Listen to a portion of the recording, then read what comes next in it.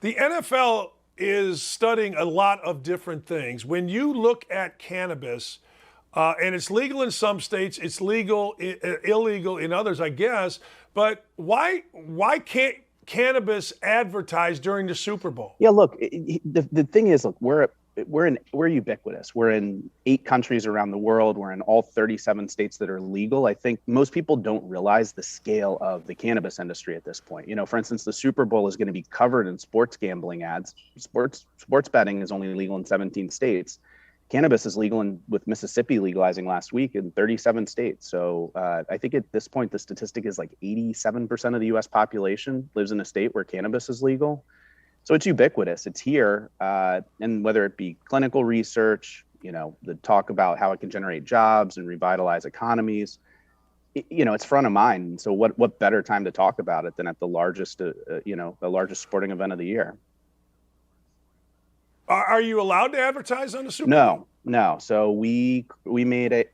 Why not? What's the issue? Generally, it's broadcast restrictions. So in the past, it's been CBS. This year, it's NBC, where they basically say we do not want this type of content here, which is interesting. We run into the same issues on social media platforms and other things, but in this case, NBC said we are not comfortable doing a Super Bowl ad.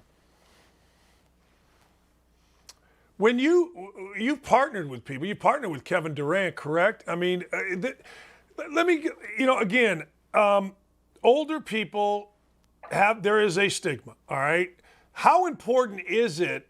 Coca-Cola can sell Coca-Cola whether they get Kevin Durant or not, but how important is it to get a Kevin Durant? How important is it to get, an NFL player? How important is it to get other NBA players? How important is it to get athletes to legitimize, I guess, and for lack of a better word, in the public's mind that this is not, hippie grass or whatever the hell people want to call it? Yeah, look, for us, we have a long history of doing work in the sports space. I mean, we've done stuff with esports. We were sponsors of World Surfing. We've done sponsorship of athletes who have won gold in the X Games.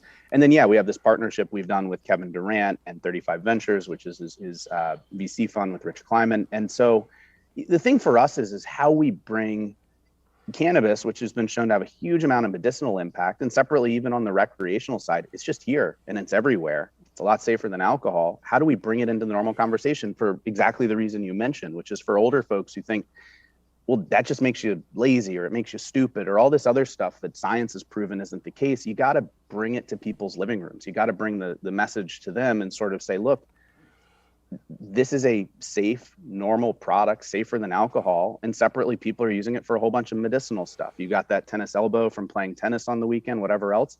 Cannabis works great for that.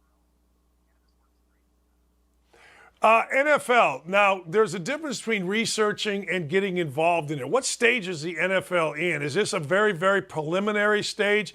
Do you think this is the NFL is the best? I mean, the best at kind of optics, showing something that the political wind blows itself towards.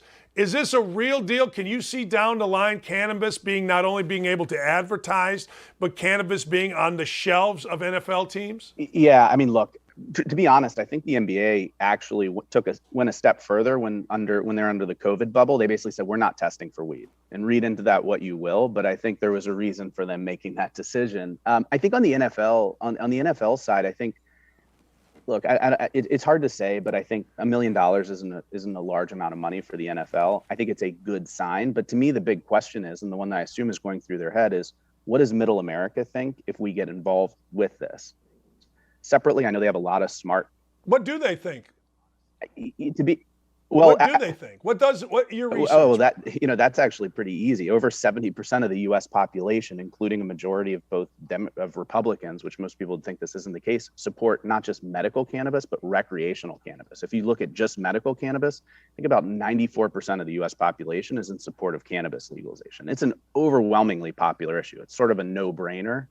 But I always think when you let kind of the legal and policy wonk people kind of noodle on it too long behind closed doors, you don't always get to the right answer.